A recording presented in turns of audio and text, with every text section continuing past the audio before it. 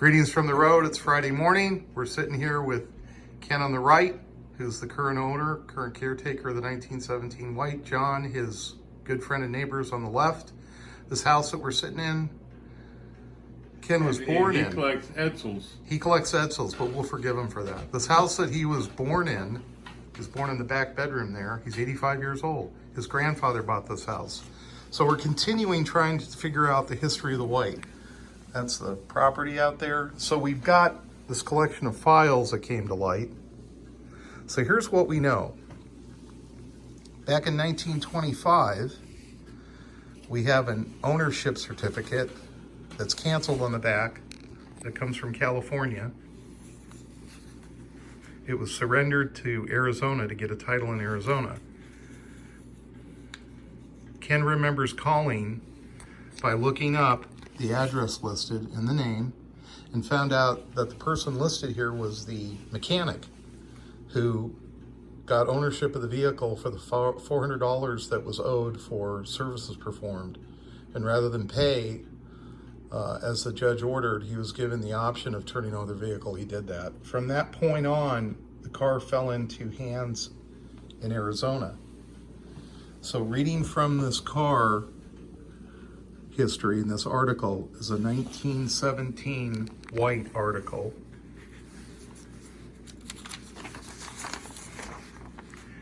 Dated February 19th, 1974. And it starts off by saying Herb Bubeck got into the 1917 White touring car and drove it 1,925 miles from Prescott, Arizona to Atlanta. In the file, we have the same name appearing here.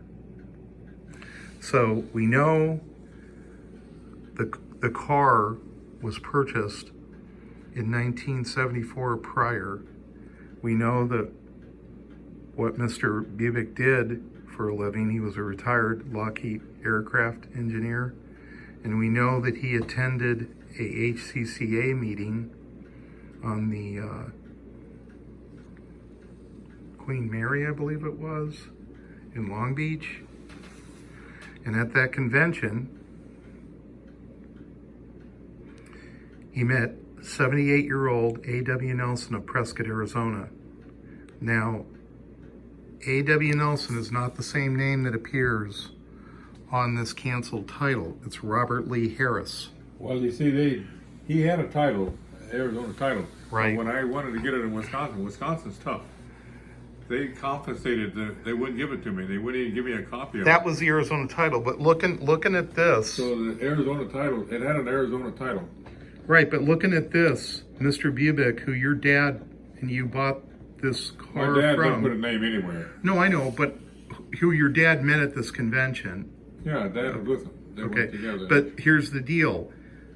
The car was bought by Mr. A.W. Nelson of Prescott, Arizona. That's what we Okay, think he bought it from. but he's not the same guy listed here. So we know that this name here was the mechanic in 1925. Yeah, mechanic, and he sold right. it to Nelson in Arizona. Okay, so he sold it to Nelson in Arizona. So that would make him, this would make him Third owner. the car's presumed second owner because it's 1925. This would make it the third owner, A.W. Nelson, Prescott, Arizona. The gentleman that your dad bought the car off of is Mr. Bubeck. This is an account of Mr. Bubeck buying the car from Mr. Nelson that he meets at the Queen Mary on an HCCA convention, and then he proceeds to drive the car all the way back home during the gas embargo, and he describes the journey. So he basically drives the car back. Your dad would then buy the car at a date after this article when Mr. Bubeck had passed, because he bought it from the widow, right? So it had to be after 74. So here we have a written history of ownership. We have the mechanic in 25 who got the car for a $400 mechanic's lien.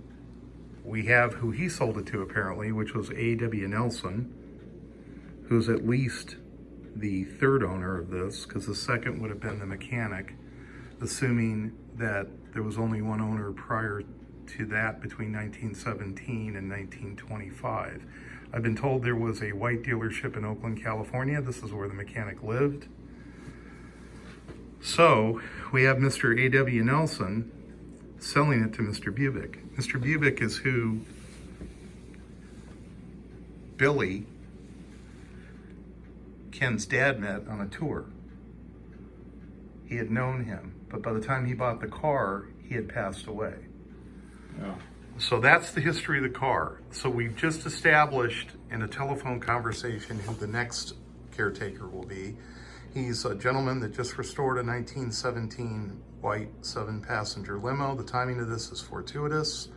So what I didn't expect to occur and what's come together is a complete ownership history of the previous owners that was unknown really until we put this all together.